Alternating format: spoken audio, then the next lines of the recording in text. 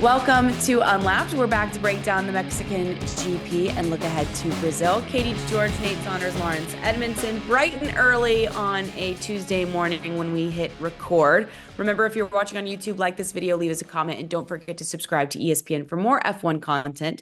And if you're listening, hit us with a 5-star review wherever you get your podcasts.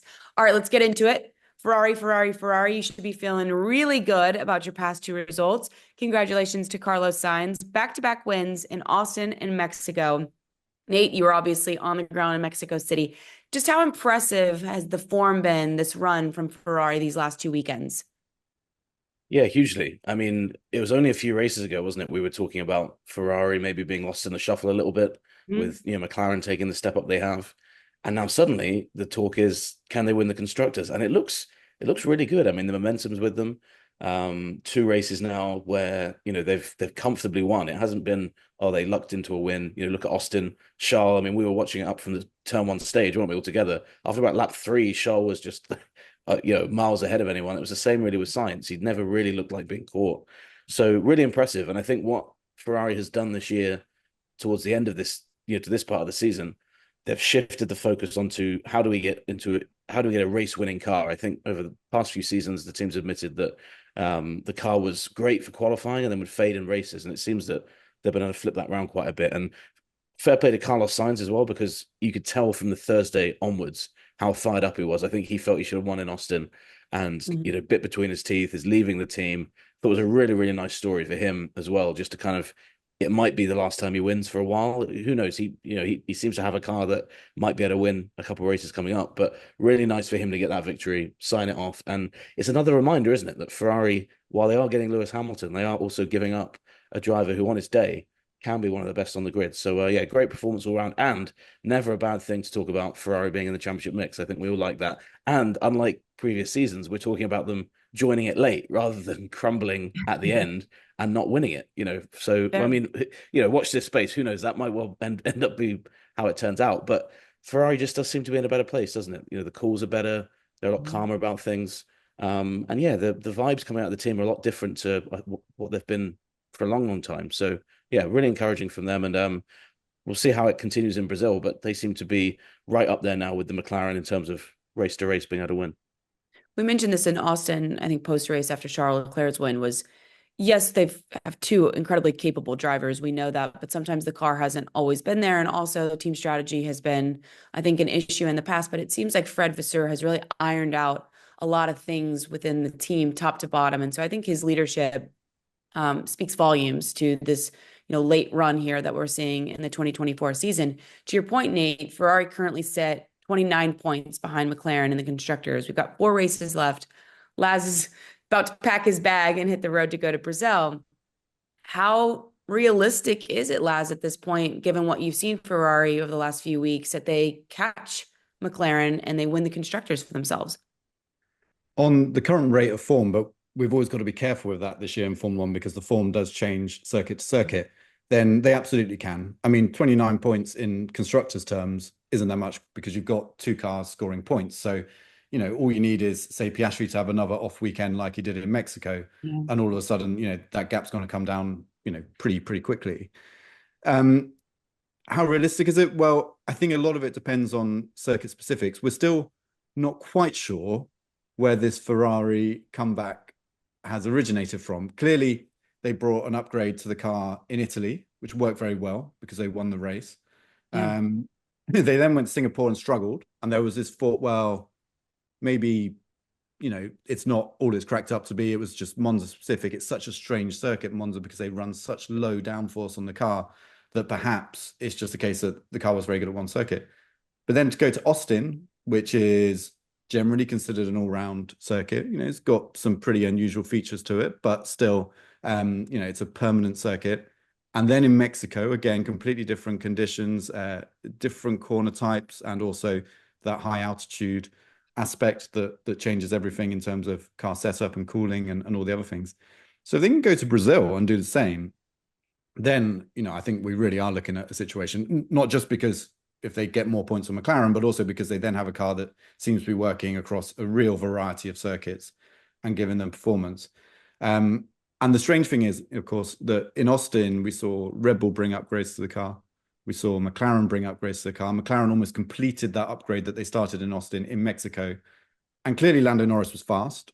We saw that in the race in Mexico, that with that fully upgraded McLaren, he got stuck behind Verstappen in the first stint, but in the second stint, he was closing on the Ferraris. So we should take that into account. You know, this was a Ferrari victory. It was very dominant performance over the weekend, but there were signs from McLaren that there's performance there. So I think we have to hold off a little bit, see how Brazil goes. But if Brazil goes well for Ferrari, they then go to Vegas, a circuit which they went very well at last year, a circuit which, if you look at all the characteristics of the car this year, it should be quick again. And then we're really talking about a potential constructors title for Ferrari, which no one saw coming. No one saw coming, just a few races ago.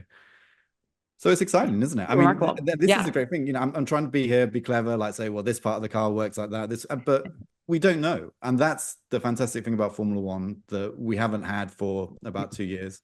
We talked about this before on this podcast, but having that back where we go into a race weekend, somewhere like Brazil, which is a fantastic track anyway, when, loads of things can happen to disrupt a race, but having, at least 3 teams in the running at the front, maybe Mercedes as well. They've often gone well in Brazil in the past. Having 4 there is just fantastic. And what's interesting as well on that is, I think Charles said the same thing after Austin, but Carlos made the point on Sunday that 3-week gap that we had before Austin, it was quite strange in the time of the season it was. It wasn't a winter break or an autumn break, even though it was called that. The teams were working for those 3 weeks. Carlos said they did a lot of work in that time that has now been paying dividends. So it'd be fascinating to know exactly what that is. But I think that they had a car that was very, very close to optimum performance, and they just weren't getting the most out of it. And I think that whatever they've discovered has just allowed them to unlock that. And the fact that they have made this step up is it's great for Formula One, as Laurence says, because we've seen now 3 examples of teams having the best car, or at least having a car that looks like the best. Obviously, Red Bull at the start of the year, McLaren then for a lot of the season, and now Ferrari. And imagine if that continues into next year and Mercedes can do the same thing as well. It'd be absolutely unbelievable. So yeah, but I'd love for them to reveal a bit more. Maybe they will if they win the constructors, exactly what Carlos is talking about in those 3 weeks, because clearly a lot of great work done in a short amount of time to kind of turn things around a bit. We'll reveal this because the internet obviously has a lot of thoughts of the photo of Charles Leclerc post presser. I believe he swore, which we know now is a no-no, thanks to Max Verstappen. What went down with the FIA after he got a bit cheeky with his language? Yeah, it was actually quite funny. He was asked about the moment just before, just as he got overtaken by Lando, and he went off. An incredible save, actually. If you watch that back again, back end stepped out, and the wall there, very, very close to the circuit, came quite close to him. And he described, using the F word, he was like, "That's what I was thinking." And then he looked over at Carlos and Lando, and they both laughed. And he was like, "Oh no, I don't want to join Max." And he kind of put his head back, and everyone was laughing. Quite a funny moment. And then at the end of the press conference, what usually happens is the drivers just kind of stand up. They always just to kind of the right or the left of the camera will be sat. Their press. Each driver comes in with a media rep. Signs went off. Lando went off, and as Charles got off to go as well, with Mia, his press officer from Ferrari, a FIA official came over and was just like, "Hang on a second," and was chatting, and you could tell from Charles's face immediately that he was not enjoying the conversation, and I couldn't overhear all of it, but it really had vibes of a teacher telling off a student, in that sense. And what's interesting about that is they just from inquiring into that, I think the FIA were like, well, look, he did apologize straight afterwards. He was very apologetic in the press session. But it's a warning. Well, exactly. But I spoke to people at Red Bull, and I think Red Bull are hoping that Charles will join Max for that community service, because they would make the point that he still used that word. It was televised in an FIA press conference, and it went out. And if you're making an example of the world champion, you should make an example of him. I think the whole thing's nonsense anyway. But like, if again, the whole talk about this is always consistency, isn't it? Usually we're talking about that on track, but I think this is an interesting case now, because while he did show, I'm sorry about the swearing, Max very flippantly used that word. Charles very flippantly used that word. They're both not native English speakers. It's their second or third language. So interesting to see how they deal with it. And it shows you as well, they've kind of created this kind of silly situation now where if a driver swears, they kind of get talked to. But yeah, I shared that tweet, and it went mad because people underneath being like, "What is this? Like kindergarten? Is this school, etc." And it kind of it gives off that vibe. These are grown men that drive race cars, and yet they're being kind of reprimanded and handed these punishments for swearing, which I can understand as well because the FIA's got a sport to uphold, and they don't want people just cursing in their press conferences. But I don't think either Charles or Max, when they used the words in question, were doing so kind of in an insulting manner. They were just kind of flippantly saying them, which we've all done. So we'll see what happens. But yeah, I just, when we thought we were over that storyline, it potentially starts up again. Yeah, and it wasn't from Max, which was surprising given what happened on track. If anybody had reason to curse and be a bit pissy about what happened, it's probably Max Verstappen, and Mad Max is back. So Laz, just take us through. He experienced an onslaught of penalties in Mexico, I think is fair. What happened, and do you think that the penalties in question were justified? Yeah, so he racked up 20 seconds of penalties for incidents on a single lap, lap 10, I think it was, of the Grand Prix, while fighting with, guess who, his title rival, Lando Norris. And of course, it was only a week earlier that Lando Norris was the one penalised for their exchange on track and going off the track and overtaking and all the rest of it. And so when it came about in Mexico that they were sharing a piece of tarmac, it was exciting. It was thrilling. What's going to happen? And they went wheel to wheel into turn 4, and Lando Norris was on the outside, which is always a bold overtaking maneuver into turn 4 to get it done around the outside. Can be done, but you really need to be fully like alongside and slightly ahead. And Lando was, and that was crucial because as they got to the apex, which is, the kind of point in the corner that the FIA measures who owns the corner, is the way we can say, who has the right to the corner. Lando was slightly ahead. And according to the existing driving guidelines that the FIA came up with and the stewards used to decide whether penalties should be given out, these guidelines are currently a hot topic in Formula One, but where they are right now, it says whoever has their front axle ahead at the apex, basically, has the right to the corner. And if you're the driver on the outside, that means that the driver on the inside must give you racing room, enough space to stay on track on the exit of the corner. And naturally, because they were both going so fast into this corner, they both washed out wide. It's actually a corner where if you take a normal racing line, you really want to be not so far over on the track because you're then setting yourself up for the right-hander at turn 5. And so Lando ended up going off the track. He was trying to keep it on, but as Max's car came across, he had no choice but to skip the corner, go on the inside of turn 5. And so that was the first penalty.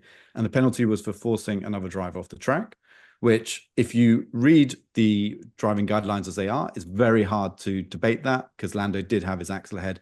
Whether that should be part of the guidelines, again, another question for another day between the drivers and the stewards.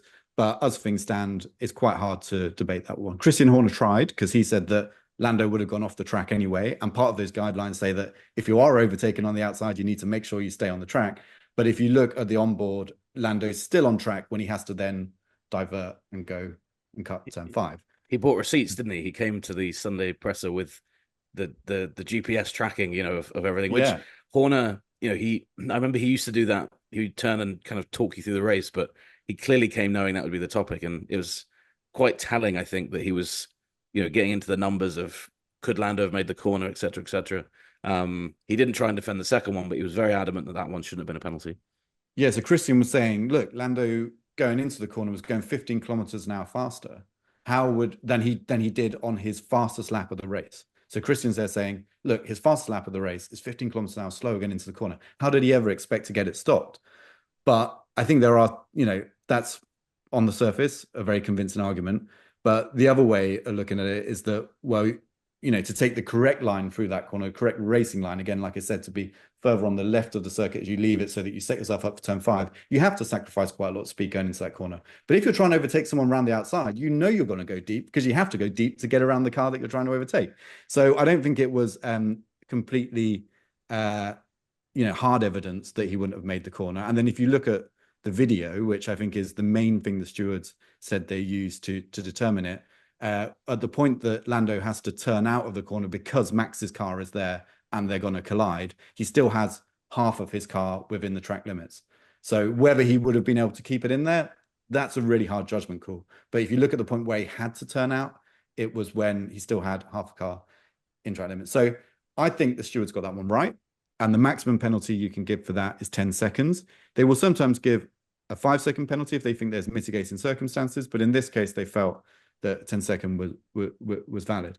Then go 3 corners around the track and we're at turn 7.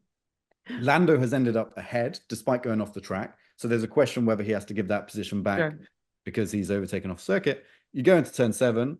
Max throws up the inside. Turn 7 is not an obvious overtaking opportunity like turn 4 is. No one ever really passes there. And inevitably, both of them end up going off the track because Max takes so much speed to get his car up the inside that he goes off the track. And in doing that, Lando has to again take evasive action and go off the track. Max ends up ahead after that. Now, the stewards looked at that one and they didn't investigate forcing another driver off the track, which I think they could have. They investigated whether Max gained a lasting advantage by going off track. Now, of course, he gained the position back. So they said, yes, he did gain a lasting advantage by going off the track. Maximum penalty for that is 10 seconds again. So they end up with 20 seconds of penalties.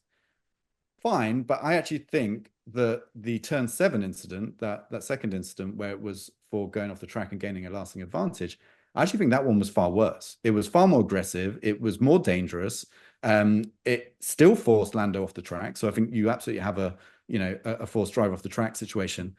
And then also, if Max had just given that position back on the following straight, if he'd realized that he'd made this mistake and given the position back, then they wouldn't have been able to penalize him for going off the track and having a lasting advantage. And therefore, he could have got away with that, with the way the stewards ruled it. He could have got away without any penalty, which I think is wrong. So I think really the way they should have done it is like probably 20-second penalty seemed about right. But the reasons for the penalty, I wasn't so sure about. But anyway, I've spoken a lot about it now. Over to you guys to agree or disagree with me. Well, I think the second one, to your point, absolutely overzealous. And you just wonder what his mindset is after turn 4, then going into turn 7. Like, is he in a rage? He's just like so competitive at that point in time. But to your point, if he backs off, I think you avoid that second situation altogether and you're in a much better place, Nate. Yeah. And we see this with Max, don't we? We kind of saw both sides of Max Verstappen in the race. He always fights like that at turn 4. I think that's kind of the way. Now, other drivers know that to get past Max, you've got to really pull off a great move. Lando now 2 races where he's kind of had similar situations on the outside and has ended up kind of being forced wide. But the second one is, we see this with Max, don't we? I think when he's in a championship fight, especially, it's like a switch goes off in his head and he's suddenly, that line of what's fair and isn't fair is obviously subjective to a lot of people. But what he did in that turn 8, there was no attempt to make the corner. It was just stay ahead, keep Lando behind me. And we saw glimpses of Max doing that in 2021. I mean, I think what made 21 such a compelling fight was that Lewis did something that I don't think Lando has done quite yet, which is that he's like, I'm going to not just fight you hard, I'm actually going to start putting my car in positions that if you also do the same thing, we're going to collide, which is kind of the way Max races. And that's not meant to be shade at Max either. I think it's actually one of the reasons why he's so good. He's so aggressive. And I think it's a good thing that when drivers approach him, they know that to get past him is going to have to be an incredible overtake. I mean, that's an incredible trait to have. And it's why Max is so feared and so revered in equal measure by drivers. But he just gets himself in these situations that he doesn't need to.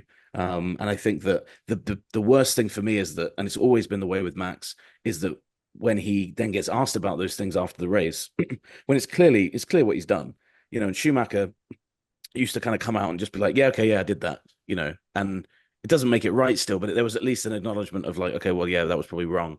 Max just kind of gets a bit funny, he was deflecting to the car isn't in the right place at the moment, which is actually true as well. But yeah, it does seem that he's never quite learned, over time that you can't overstep that line, or you shouldn't be allowed to overstep that line. And I thought it was telling. It was quite funny in the mix zone. I actually asked Lewis when he came through the mix zone, what did you make of the Max thing ahead? And it's always a tricky question for drivers because, yeah. So, but we'd kind of, we'd been waiting for the Mercedes guys. They've been right behind, and I figured, Lewis is going to love this opportunity. And he immediately says, I haven't seen it yet. And he was like, but, and you could see that he was like, but, and he said, when I was watching it, ahead, I saw like a plume of smoke from, somebody locking up and going off. He said, I knew who it was. I know exactly who it was. I didn't need to wait until I got there. And I don't think it's just Lewis that thinks that. I think now there's kind of an expectation that whenever someone gets close to Max now, that's going to happen. Maybe that's a good thing. Maybe he's fighting tooth and nail for the championship, but it is a common theme now that Max is in these situations. And yeah, I think it seems to be a strength of his, but I think that if Lando can turn that around and start getting Max into a position where he does feel like he's on the ropes a bit more, does have to start driving like that a bit more, maybe we get a point where Max starts kind of almost kicking himself, his championship hopes himself a little bit, getting more penalties, getting himself into sloppy situations. We'll see how it plays out, but I think it was the first time we've had as well of, I don't want to say desperation, but definitely a driver that could sense that he's losing control a little bit of that situation. And here's the point with the racing regulations the way they are, and I think the way that Max uses them, because we have this rule about the driver that's ahead at the apex, it means your first objective in that corner is to get ahead at the apex. Yeah. So you end up just throwing the car in there. And that's a little bit of what we saw in Austin, and obviously that one worked for Max because he made sure he was at the apex first. Both the cars went off the track, but he then knew once both cars were off the track, within the rules of the regulations, Lando can't then rejoin ahead because he's then overtaken off the track, and that's against the rules. So it seems like while there's an element of Max kind of, perhaps, I think with turn 7, it was pure red mist. He was angry about what happened in turn 4 and losing that position, and was just trying to, I don't know what he was trying to do, but trying to get back ahead. But but yeah, in terms of, because he's so talented and because he has this impeccable ability to place his car on the brakes into a corner, he's actually able to take advantage of these regulations the way they're written and create these situations, and usually leave it to the other driver to say, you either collide with me or we both go off the track, or you're going off the track by yourself. And so, I think that's a difficulty. In Mexico, of course, he got it slightly wrong because Lando was ahead. But I think that's also because Lando had the same mentality at that point. He'd seen what happened in Austin, and he said going into the Mexico weekend, he needs to change a way race. So he also knew that if he was ahead at the apex at that point, there was half a chance that he gets to claim the position in some way or force Max into a penalty. And this is a situation where it's getting a bit silly. And this is why these racing guidelines need to be revised.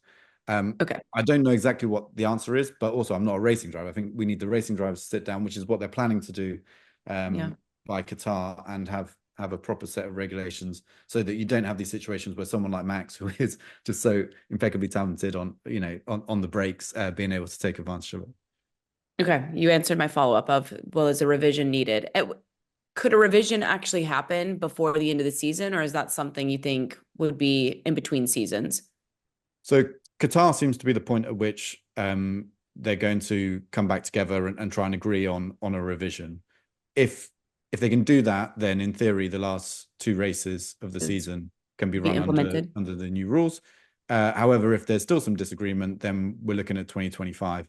And these driving guidelines, I think they came in 2022, but they've never been published beyond the teams and the drivers. So you have to work quite hard to figure out what's actually in them. But the reason the FIA say they did that was because they are kind of there to be changed. They're and also they're guidelines. The stewards use them as best they can to interpret a racing situation. But the fantastic thing, but also quite difficult thing when you're a steward about Formula One racing, is that no 2 incidents are the same. Yet you've got to try and be as consistent as you can be. There's no way 2 cars moving at those speeds into a different type of corner on a different circuit, in different states of tire wear, fuel load, all that kind of stuff. There's no way you can consistently judge across the board because the instance can be so different. There can be so many factors involved. And that's the real challenge facing the stewards. So you've got to come up with a set of guidelines that make sense. They aren't open to loopholes and drivers, throwing the car at the apex, but equally they provide enough framework for the stewards to be able to make consistent decisions. Because otherwise we end up in this situation where, everyone is kind of complaining about this decision, that decision. We're waiting after races for decisions. We're seeing drivers give positions back. Niki Lauda used to say when he was the Mercedes chairman, he used to say, just let them race, just let them race, get rid of these rules, let them race. But to do that, you need the drivers, you need to be able to trust the drivers to do it responsibly, and you need the drivers to trust each other to do it responsibly. And I think because we've had these regulations in place, we've lost a bit of that trust because they've just been relying on the regulations rather than each other to get these situations sorted out. So it's really hard to know what the answer is, but I'm hoping by the drivers and the stewards and the people who really know what they're talking about, not people like me, people that really know what they talk about, know what it's like to be in those situations, they together can come up with a set of regulations that make sense, don't leave loopholes, and allow us just to enjoy the racing and not have too much steward interference. Let's switch gears here. Nate, Nice. you currently have, thank you. Nate, you currently have an article up on ESPN.com about some comments from Sergio Perez on Liam Lawson's attitude. What insight can you give us from this situation? And don't worry, I have some Sergio Perez follow-ups. Yeah, he's a fascinating character, isn't he, Liam Lawson? It's 2 races now since his comeback, and he's been kind of in a war of words with Fernando Alonso, and then now getting a bit of a slap on the wrist from the man that a lot of us think he might be able to replace at Red Bull next year, Sergio Perez. It's a really interesting one because I think Lawson's come in, and I think we didn't see this side of Lawson last year when he was replacing Ricciardo. I think he was very aware of the fact that he was in a standing role. He couldn't really get his elbows out too much. He was kind of trying to impress Red Bull. He's now in that seat. He as far as he's concerned now, he is long term. And yeah, on track, he's kind of got this ability to get his elbows out and fight. I think that the biggest thing that I think Red Bull were really upset about was the fact that there was onboard footage of when he got back past Perez later on, and he flipped in the bird as he went past. And somebody at Red Bull said to me, I don't know if Liam, wants a police escort to the airport or not, but he might need one. To do that in Mexico to Sergio Perez is a really big deal. And yeah, I think it was always going to happen. You put Perez behind Liam Lawson, and that immediately is like a light bulb in his head, isn't it? Of I've got to prove something to Red Bull. Funnily enough, I actually was on a table at Red Bull in about an hour or two before the race, and Helmut Marko came and sat down with me and another journalist, and we were just chatting a little bit, and we joked like, well, what are those guys going to do later when Sergio comes up behind them? And he kind of was like, well, they know what they know what they're allowed to do. But I'm not sure if that's true, because I think that if it had been jump out the way and let Sergio pass because we needed points in this Constructors Championship, Liam would have done that. And I think that the fact that he fought in that way was great, because you don't want to see the drivers of the sister team jumping out of the way when they see the Red Bull behind them. And yeah, it showed a bit of fight, and also it added that wrinkle to Perez's weekend as well, where he had a terrible time all weekend, and then this young guy that's kind of vying for a seat kind of added to I would say it's a pretty embarrassing weekend actually for Sergio Perez all round. So yeah, I think that while Perez, I understood what he was saying about the attitude, and Lawson does seem to just not really care to get into those situations. A lot of that, I think, was just born out of the fact that for Checo, it was such a sloppy weekend. They did make contact. That contact did, affect the rest of his race. But there's no reason that Checo should have been in that fight with Lawson in the first place. He should never have been anywhere near that part of, the field at that point. Lawson also should have qualified higher up. He was also frustrated because when Tsunoda crashed in Q2, Lawson looked like he was about to put himself through to Q3. So a lot of just, again, this whole situation for Red Bull all year has been one of kind of bubbling frustration, whether it's been with Max, whether it's been, with the Verstappens, whether it's been with Helmut Marko. And now we have the situation where I think with Lawson, I don't think it's frustration with him, but I think that you can see that he's not come to just sit in that car that Daniel Ricciardo had for a lot of the season and just race and just stay quiet and just be like, oh yeah, I'm here now. He thinks, well, I'm in Formula One. He made a big point before Austin. He's like, I've not actually raced since Singapore last year when he gave the car back to Ricciardo. He had just been sat there waiting. So I think there's a lot of this where he's just he's back racing, and he wants to prove himself. So I think having drivers like that on the grid is a good thing. And yeah, I think maybe he does need a bit more humility when it comes to dealing with the older drivers, but at the same time, sometimes young guys come in. Respect your elders. Yeah, but sometimes younger guys come in and they kind of say, well, I'm going to race a different way, and, attitudes change and stuff. So I don't know. My biggest takeaway from it was great to see a young guy come in and immediately have the confidence to do that. And we joked, didn't we, on the I think it was on the pre-show about his sprint conversation with Fernando when they had that picture of him kind of just shrugging, like, Fernando's like just shouting at him and Lawson's just kind of shrugging. There's footage of similar happening with Perez, and Perez is clearly talking to him, and Lawson's just, whatever. So I think there's that kind of funny element to it as well. So I'm curious to see if that continues. Or there was some reports from Sunday evening. I think Marco, because Marco will give about 15 interviews every single Sunday. He said that he needs to talk to Lawson and basically say, look, if Checo's behind you again, you can't do that because we are in a bigger fight. There's a bigger picture going on, up front. So again, one Red Bull needs to manage. But yeah, in terms of his attitude, definitely one there. And I think it's a great thing. Yeah, who also didn't give a shit when they came into F1? Max Verstappen. Exactly. And look at him now. I think Perez, if anything, needs to take a leaf out of Lawson's book and the Verstappen book. And okay, look, I don't know at this stage. I think it'd be very, very premature to say Lawson's on a similar level to Verstappen in terms of talent.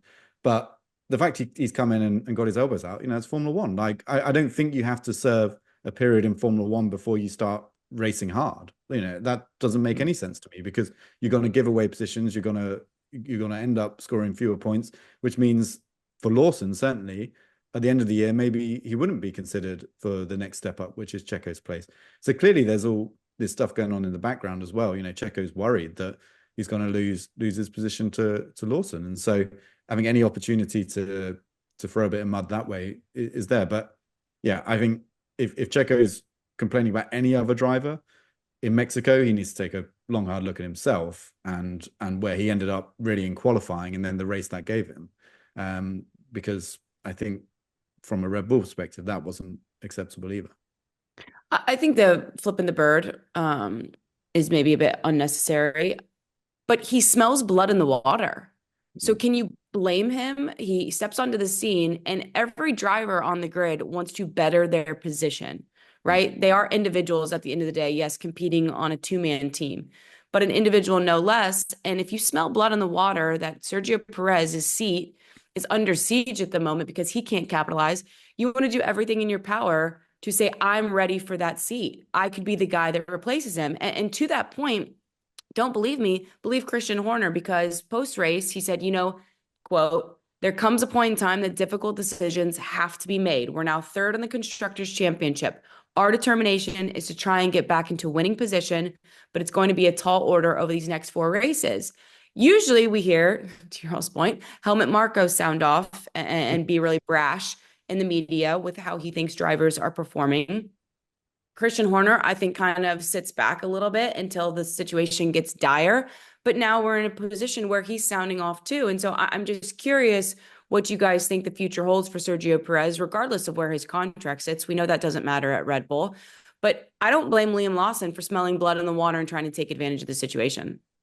No, not at all. And I think, honestly, the impression I got and the impression I had for a while was since the summer break, I think Red Bull, especially Christian Horner, has just been hoping, crossing his fingers and hoping that Perez delivered a result that can kind of end that speculation. Like, we know that Christian Horner's the guy that really wants to keep Perez at the team. There's a lot more to it than that, but if you break it down to more simple matters, I think Helmut is happy to just move on, cut the cord, be done with it. I think Horner, I think he still thinks that you can get something out of Perez.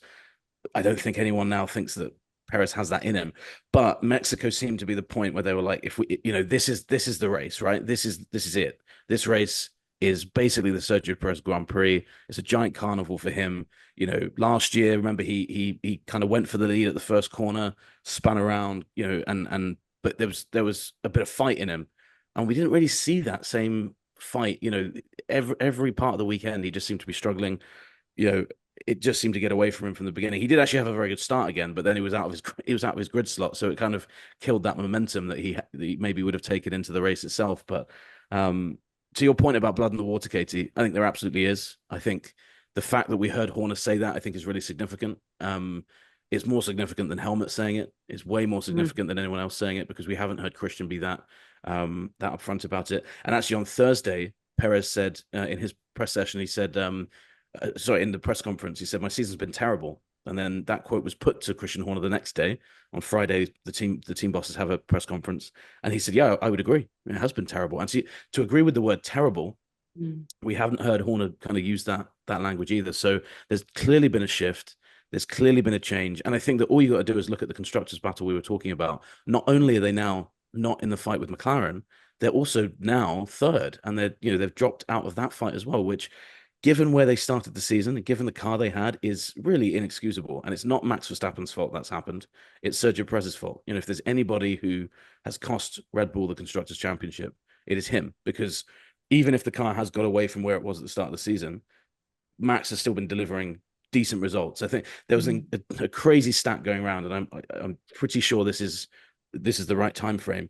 In the last 14 races, Sergio Perez has had one top six finish in 14 races, which is insane. In that same spell, Max Verstappen has only finished outside the top 5 once, which is crazy. Like, it's that different.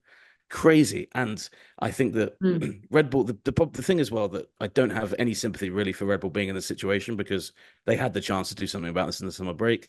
Who knows if Daniel Ricciardo would have been a better answer. But the fact that they extended Perez's contract earlier in the season is still so baffling to me. I've never understood that. I know that they thought, well, it will help focus him and give him, direction. It hasn't done that.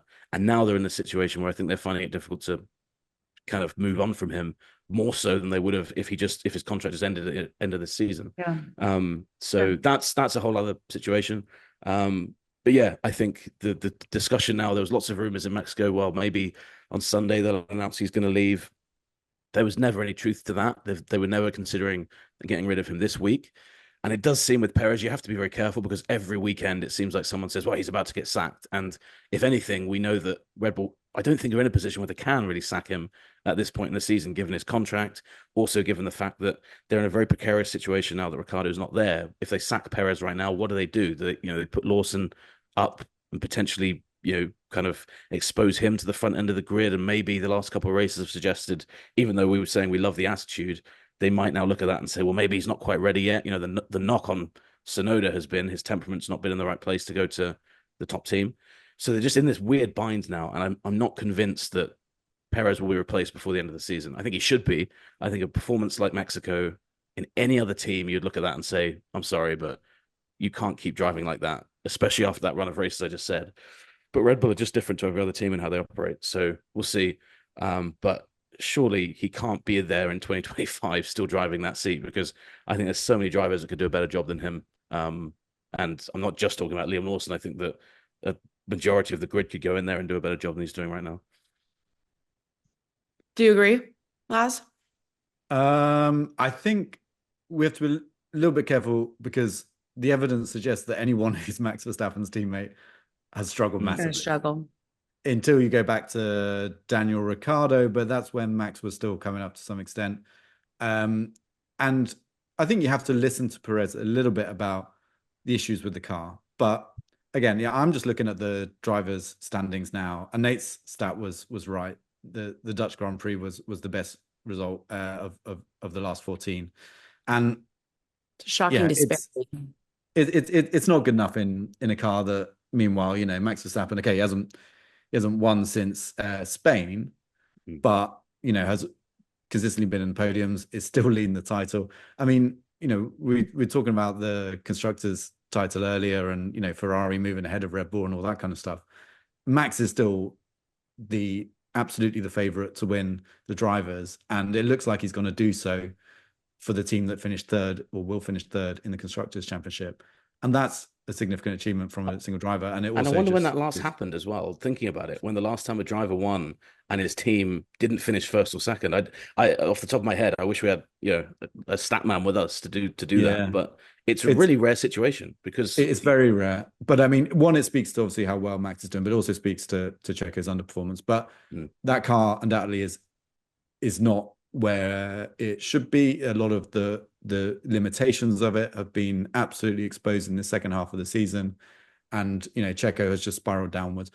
I really think it is interesting to understand the exact reasons for that, because again, look, Nate's stat about the last 14 races was correct, but the stat about the first 6 races, where he was on the podium, I think 5 times, anyway, he was on the podium at least 4 or 5 times, it tells a different story, doesn't it? So what has changed for Perez, and really trying to understand why that happened, and and to give him reasons for that. Because Perez, if we look at his whole history in Formula One, not a driver that should be getting the results he's had in the last 14 races. It doesn't stack up. I know he's not been great at Red Bull the whole time he's been there. He's not been on max level, but the last 14 races have been a real anomaly. So yeah, it's a tough one to figure out. I'd like to give Perez a bit of leeway. I'd like to look at the reasons as to why, but ultimately this is a results-based business. I think Christian said words to that effect on Sunday. And there comes a point where you can't just keep making excuses for someone, especially when you've got, people that can replace him. And I think going, not for the end of this year, I think you may as well stick with Perez. But I think going into next year, I think Lawson and Tsunoda are both more convincing options to be Max Verstappen's teammate than Perez. And even if Perez gets a podium in the final 4 races, it's not going to do a huge amount to change my mind. I think those two deserve a shot at it. And then look, if we find out that they also struggle, then we know a lot more about what happened to Perez. The situation. Sure. Yeah. And to be fair, that is a really good point that Laurence makes, that the Max effect does seem massive. I think more so than any other driver that we've seen. Again, speaks to how good Max is. Part of that is on Red Bull, I think. If that's the case, you've got to help the teammate a bit more. We've seen younger drivers go in there. We've seen experienced guy go in there and struggle. Just on the point of, you're not going to be beating Max Verstappen. I think there should still be a base expectation that even if you're not beating, I think if Perez finished behind Max Verstappen at every single race in the season, but he finished 5 seconds behind him, he was qualifying right behind him every race, that would be acceptable. We're in an era of Formula One now where it's very rare to have a clear-cut number 1, number 2 driver, like back in the days of Schumacher and Barrichello, etc. But at Red Bull with Max there, whether it's implicit or not, you do have that because of how good Max is and just how he can grind teammates down. But Perez isn't even close to doing that. His performances are so far off. And I think that's the biggest thing. That's more what I meant when I said a guy could go in there from the grid. I'm not saying they could go in there and beat Verstappen, because I don't think many drivers in the world could do that, whether they had the same car or not. But in terms of they could be consistently in the points. Yeah, exactly. Not being eliminated in Q1 and Q2 in a car that should be, at the very least, should be on the 3rd row of the grid, every single weekend. That should be the bare minimum. And if you're not delivering that, you've got to get out. Yeah.